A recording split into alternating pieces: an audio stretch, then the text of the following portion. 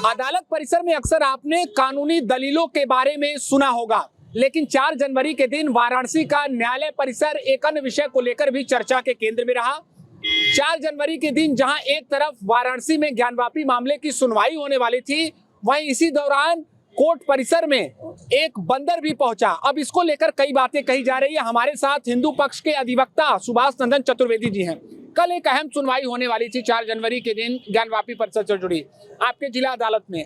इस दौरान एक बंदर भी पहुंचा है। इस पूरी घटना को कैसे देख रहे हैं सुभाष जी? देखिए, देखने का तो कई दृष्टिकोण है, लेकिन हम अपने दृष्टिकोण से देख रहे हैं। इसको आप संयोग नहीं कर सकते हैं।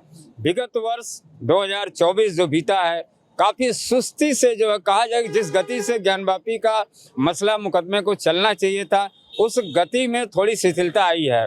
और हमें लगता है कि संयोग नहीं है, बाबा बजरंगबली का ये हो सकता है कि भाई संदेश हो, एक बंदर कोर्ट रूम में आता है, उसी दिन आता है और एक चर्चा का विषय बन जाता है। राम मंदिर का भी मामला था। राम मंदिर के उद्घाटन में भी एक बंदर जो है, जिसको कहा गया कि हनुमान जी का वो दूत है, वहाँ भी वो घुस गया मंदिर में। तो ये संयोग इसको आप नहीं कर सकते हैं। और ये हो सकता है कि एक इंडिकेशन हो, एक संकेत हो कि आप त्वरित गति से ज्ञानवापी के मुकदमा को चलाइए और ये दोनों मामले को आप मिक्सअप कर सकते हैं।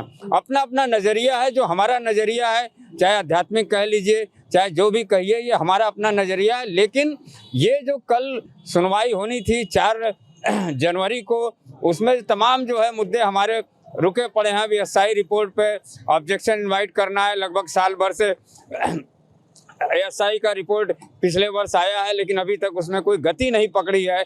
उस पे भी, सर्वे पे भी चर्चा होना है। तमाम ट्रांसफ़र का मामला है, मेंटेनेंस का मामला है, तमाम मुद्दे बिंदु हैं जिस पे चर्चा त्वरित गति से होनी चाहिए, नहीं हुई है। और कल बंदर जो आया है, इसको आप संकेत कह सकते हैं, बजरंगबली का, महादेव का कह सकते हैं। यानी आप लोग ये मान रहे हैं कि कहीं न कहीं महादेव ने खुद ही बजरंगबली के अवतार के रूप में बंदर को भेजा है वाराणसी कोर्ट परिसर में? अब भेजा है या संयोग, जो भी कहिए, कम से कम बंदर भाई आया है और उसी दिन आया और कोर्ट में आराम से बैठा है, चहलकदमी किया है तमाम लोगों की सीटों पर, अधिवक्ताओं की सीटों में, कोर्ट में भी जाके बैठा है।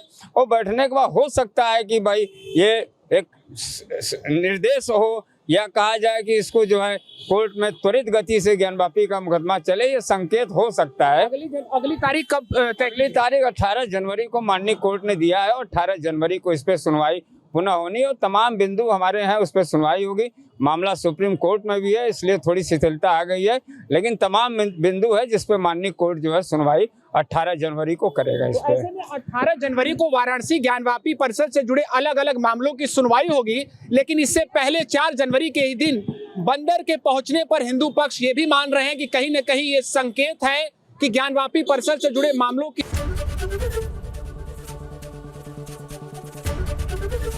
एबीपी गंगा, खबर आपकी, जुबान आपकी।